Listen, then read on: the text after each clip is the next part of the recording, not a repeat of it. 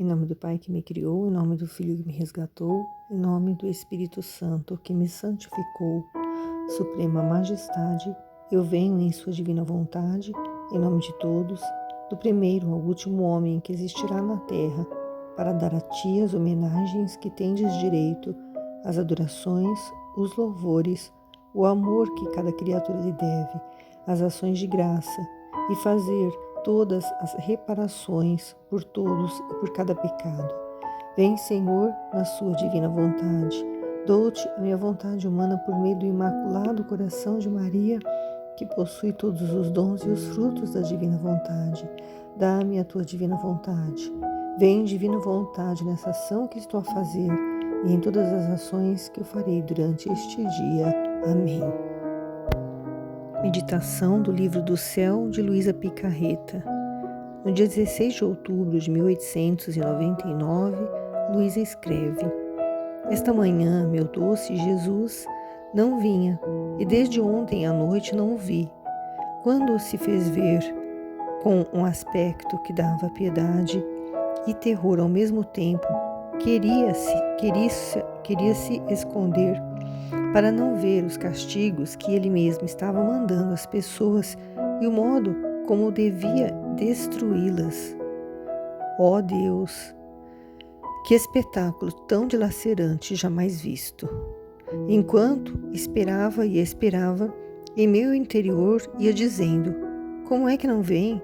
Quem sabe, talvez não venha porque eu não me conformo com a sua justiça, mas como posso fazê-lo? Me parece quase impossível dizer fiat voluntas tua. Dizia também: não vem porque o confessor não me manda. Luísa estava, sem ver Jesus desde a noite anterior e ela já estava aflita, mas quando ele se fez ver por ela, ele estava com um aspecto que causou piedade e terror a Luísa, e ele parecia que queria se esconder da Luísa para ela não ver os castigos que ele estava mandando para a humanidade, para as pessoas, como ele devia destruí-las, destruir a humanidade, destruir tudo, Ela disse que era um espetáculo dilacerante, jamais visto. Então, enquanto ela estava esperando Jesus vir, apesar de no interior dela ela estava dizendo, como é que Jesus não vem, talvez porque ela não se conformasse com a justiça dele, porque ela não queria que Jesus enviasse esses castigos sobre a humanidade, porque ela já tinha se colocado como uma vítima para sofrer no lugar das pessoas, Tamanho era o amor pelas almas que ela sentia, que era o mesmo amor de Jesus. E então ela falou assim que para ela era quase que impossível dizer fiat voluntas tua. Fiat voluntas tua quer dizer seja feita a tua vontade. E ela também pensava no interior dela que ele não vinha porque o confessor, o padre que atendia Luísa todos os dias, ele não tinha dado ordem para ela ver Jesus, Ela tinha que obedecer a esse confessor, Então Jesus permitia que ele desse ordens para que ela treinasse, a resignação, treinasse morrer para si mesma, para ela deixar de fazer a própria vontade, fazer só a vontade de Deus, Enquanto ela estava pensando nisso, ela diz: quando quase não vi a sua sombra, ele me disse: não temas, o poder dos sacerdotes é limitado, só que na medida em que se prestem a pedir-me que venha a ti e a oferecer-te para te fazer sofrer com o fim de conseguir que perdoe as pessoas, assim eu, quando enviar os castigos, curarei e os libertarei. Mas, se nenhum pensamento for dado, eu também não terei consideração por eles. Dito isto, desapareceu, deixando-me num mar de aflição e de lágrimas. Jesus falou para Luísa não ter medo, porque o poder que ele dá aos sacerdotes é limitado, né? Quem tem todo o poder é ele. Ele tem poder sobre todas as criaturas, os seres humanos, os animais, os planetas, né? Até sobre o demônio ele tem poder. Então, mas o poder do sacerdote é limitado. Ele diz também que se os sacerdotes, né, se prestarem, né, tiverem o pensamento de pedir a Jesus que Jesus venha a ela, né, que ele apareça para ela e que ela se ofereça para sofrer, para conseguir que Jesus perdoe as pessoas, né? Então ele diz que assim, quando ele enviar os castigos, ele curará e libertará as pessoas. Mas se nenhum pensamento for dado, nem do sacerdote, nem o dela, ele também não terá consideração por essas pessoas. Então, o poder deles, os sacerdotes, é limitado. Mas se eles, né, eles principalmente que conheciam a Luísa, sabiam que ela era uma alma vítima, se eles pedissem que Jesus aparecesse para ela, desse obediência para ela, né, ver Jesus, né, porque se eles dessem obediência dela não ver, ela não poderia ver Jesus, ela tinha que obedecer. Então toda vez que se eles não dessem a permissão, e toda vez que Jesus queria aparecer para Luísa, ela é obrigada a mandar Jesus embora, né?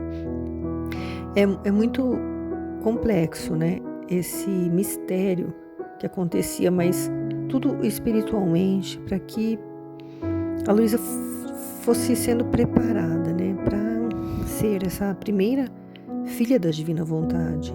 Então, era necessário que ela passasse por todo tipo de experiência para poder relatar essas experiências e depois nós, agora, hoje, atualmente, ao lermos esses escritos, né, nos colocarmos no lugar dela, né, e muitas coisas que nós que nos consagramos à divina vontade vivemos, nós nos baseamos nas experiências que ela teve. Então, tudo era permitido para que ela nos ensinasse, né, a nos comportar, né, em cada situação. Como, por exemplo, quando eu fiz a minha consagração à divina vontade, né, logo que eu comecei, eu tinha muito forte essa questão da obediência mesmo, sabe? Tanto que foi na época da vacinação da Covid, né? Foi lá no segundo ano, né, depois do primeiro ano mais terrível, né, da pandemia. No segundo ano que começaram as vacinas, eu tinha muita dúvida com relação a tomar a vacina, porque eu ouvia muitas coisas, e eu ficava muito confusa, sem saber o que fazer. E aí eu fui pensando nessa questão da obediência, né? Eu comparei a Jesus, que ele, na época em que ele estava, né, na terra, e ele era um bebezinho ainda, Nossa Senhora e São José foram levá-lo como que apresentar ao templo, como se fosse, né, um batismo dele, né? E levaram ele, ele fez também a circuncisão. Então, eles estavam na terra, então eles tinham que fazer tudo que as pessoas que estavam na terra tinham que fazer. Eles tinham que obedecer a ordens, né, como se fala assim, do que era imposto na época, né, o que era uma obrigação de cada pessoa fazer. E eu pensei nesse sentido, né, que era uma obrigação que o governo estava pedindo para tomar vacinas, até o Papa, né, pedindo para tomar vacinas, então eu tomei por obediência, né? Então é muito importante, né, a gente tomar como exemplo, né, esses ensinamentos que Jesus traz com este livro, né? E então Luísa, né, se ela se oferecesse para sofrer a pedido do sacerdote também, que era uma outra obediência que ela tinha que fazer, né? Porque ela era uma alma vítima, ela tinha, né, se oferecido a isso, concordado, né? Jesus pediu e ela concordou, porque Jesus sempre, ele pede licença, né, para entrar, ele nunca invade, né? Tudo ele pede Ele tem um jeitinho dele de nos pedir, né? Com a Luísa foi a mesma coisa. E ela concordou, ela aceitou. Então, se ela aceitasse, quando Jesus enviasse os castigos, né, ele ia curar, libertar as pessoas, né? Mas se nenhum pensamento, nem do sacerdote, nem dela fosse dado nesse sentido, né, de aceitar o sofrimento, né, como uma vítima da Luísa, aí então ele não ia considerar essas curas e né, essa libertação que ele queria alcançar, né, com os castigos, porque, por exemplo, citando ainda o caso da pandemia, ele permitiu que acontecesse, né? Não é que é vontade dele, muitas coisas que acontecem não são vontade dele, querida dele, mas sim vontade permissiva. Ele permite que aconteça. Então, tudo está sobre a obediência dele, sobre o comando dele, tudo, até os demônios. Ele usa até dos demônios para nos testar, para tudo para nos levar a ele, né? Então, ele age dessa forma e na pandemia, por exemplo, ele permitiu que acontecesse, porque na pandemia eu tenho certeza que muitas pessoas se converteram, muitas pessoas que estavam, né, não estavam preocupadas com a salvação da sua alma, viram que elas poderiam perder a vida, né, de uma hora para outra, né, ser internada e não voltar mais para casa, não ver mais as pessoas. Então, eu tenho até testemunhos na minha família, né, de uma pessoa que teve uma experiência com Nossa Senhora num leito de um hospital, que ela já achava que ela ia morrer, mas ela sentiu Nossa Senhora cobrindo ela totalmente com um manto. Ela sentiu mesmo, não foi no pensamento, ela sentiu fisicamente. E ela já estava indo, no dia seguinte ela já ia para a UTI. E ela foi melhorando e saiu do hospital para poder testemunhar, né, o agir de Deus na vida dela. E eu tenho certeza que muitas pessoas passaram por essa experiência, ou no hospital, ou quando saíram do hospital, deram mais valor à vida e agradeceram muito a Deus por terem sobrevivido, né? E eu sei também que ao mesmo tempo muitas pessoas se perderam porque pensaram ao contrário, né? Pensaram que elas têm que aproveitar a vida porque a vida é curta. Então vou fazer tudo que me der na telha, né? Vou curtir a vida, vou viver tudo que me dá prazer, né? Porque eu não sei se amanhã eu vou estar vivo, né? Mas de tudo Deus tira um bem. Então essa é a nossa esperança, né? É o que a gente acredita que vai haver outro momento para essas pessoas, né, poderem também serem curadas e libertadas, né, desse mal que as oprime, que não fazem com que elas se preocupem com a alma, e sim somente com o corpo, com as coisas materiais, né. E uma coisa que a gente aprende, né, na Divina Vontade é o desapego, né, desapego primeiramente de nós mesmos, né, nós temos que nos apegar de nós mesmos, nós temos que formar um vazio, nós temos que morrer para nós mesmos, para nossas vontades, né? E ter totalmente uma transformação na nossa vida, no nosso pensar e deixar Deus agir livremente, né? Fazer só aquilo que Ele quer fazer na nossa vida e das pessoas com as vidas, né? Com as pessoas que nos cercam, né? Agindo em nós, né? Através de nós.